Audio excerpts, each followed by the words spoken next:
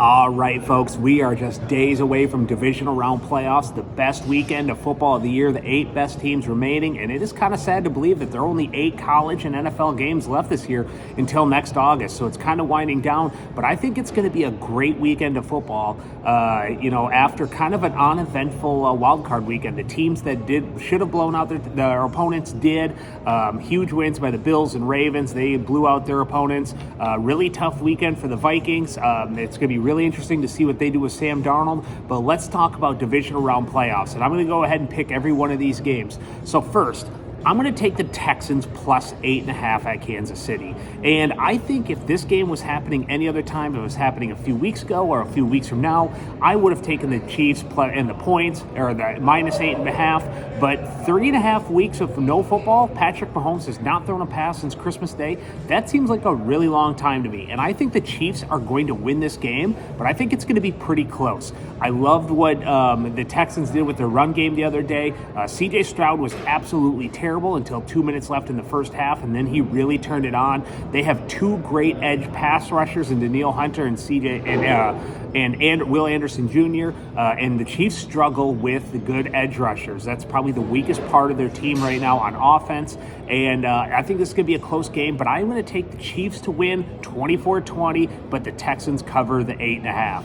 Number 2, I'm going to take the Lions minus 9.5. At home versus the Commanders. And Jaden Daniels was awesome the other day against the Bucs. I think he's had a tremendous rookie season, and I think he could be the next really good quarterback out of this rookie class. But this is a really tough spot for him. The Lions are getting Montgomery back, so they're going to have Gibbs and Montgomery, a very tough running combination to start.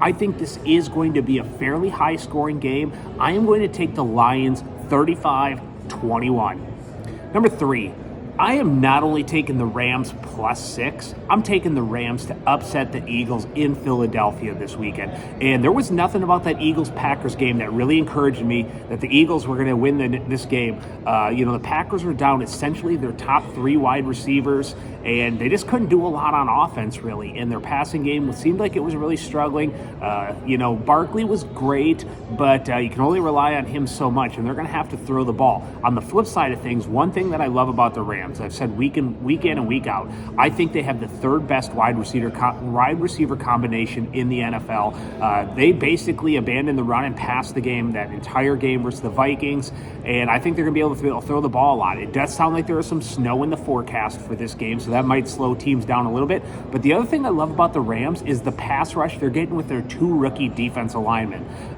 Verse has been awesome. He had a touchdown the other day. I think they are going to beat the Eagles, and I am going to take the Rams 27-24.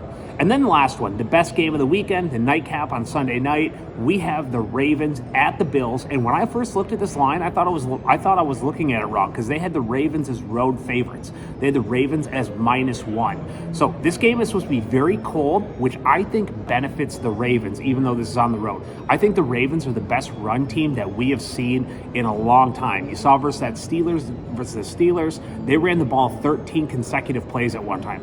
To me, with Henry and Lamar Jackson, I think that they could run the ball 40 times on Sunday. I think both teams are going to try to run the ball. But right now, I think the Ravens just have a better team. And I think this is kind of a must-win game for Lamar, because he's got a better team than Josh Allen. He should win this game. I'm going to take the road favorite. I'm going to take the Ravens -1. And I think the Ravens are going to win 27-20. So that's the way I see divisional round weekend going.